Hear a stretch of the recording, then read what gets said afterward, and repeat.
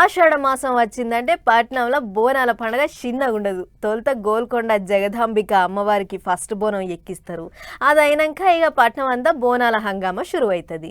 కమస్కం నెలన్నర దాకా యాడ్నో కాడ బోనాలు చేస్తూనే ఉంటారు. అగో గిట్లనే ఆయతరం నాడయ్యే ఉజ్జయిని మహంకాళి బోనాలకు అంత తయారైందట. మరి పండుగ ఎట్లెట్లా కాబోతుంది, ఏం కథ అనేది అట్లా పోయర్చుకున్నద్దాం పారి. రైట్, లష్కర్ బోనాల పండుగకు అంతా తయారైంది తెలంగాణ సర్కారు. ఆదివారం బోనాలు, సోమవారం రంగం, ఇక మంగళవారం ఊరేగింపు. మూడొద్దులు జాతర మా జోరుగా అవుతుంది. అందుకే గుడి మొత్తం తీరు రంగులు, కలర్ లైట్లు పెట్టి చూస్తుంటే కళ్ళు జిగేలు పనేంతగా ముస్తాబు చేసిర్రు. అయితే పట్టణంలో అయ్యే ఈ లష్కర్ బోనాలకు ప్రతి 7 లక్షల మంది భక్తులు వస్తుంటారు.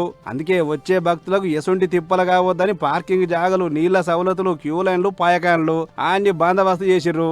మొత్తం 6 క్యూ లైన్లు అయితే అందులో 2 బోనాల కోసం, 2 మామూలు జనాల కోసం, ఇంకా 2 విఐపీల కోసం అట.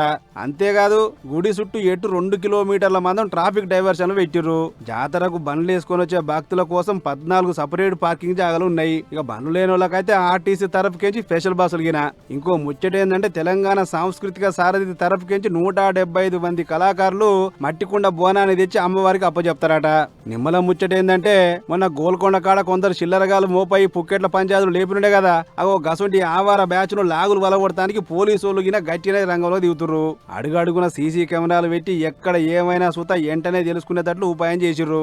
మొత్తానికి రాష్ట్రంలో ఉన్న అన్ని జిల్లాలకించి లక్షల మంది భక్తులు వస్తుంటారు కాబట్టి ముందుకు ముందే అంతా తయారైతురు కాకీలు. అయితారం బోనాలు అయినాక తెల్లారి రంగం ఉంటది. గుడికెదురుగా పచ్చికుండ మీద నిలబడి చెప్పే భవిష్యవాణి చూస్తానికైతే భక్తులు పెద్ద పెట్టునొస్తారు. అటెనక అంబారి మీద తల్లిని మా సంబురంగా ఊరేగిచ్చి సాగదోలుతారు అన్నట్టు. అట్లా ఒక్కొక్క కార్యం ఎంతో నిష్టగా చేయంగా ఉజ్జయిని మాంకాలమ్మ బోనాల జాతర ఒడుస్తుంది. మరి రాష్ట్రంలో బగ్గ పేరిల్లిన ఈ లష్కర్ బోనాల పండుగ ఇంకెంత రంజుగా అవుతుందేమో చూడాలిగా.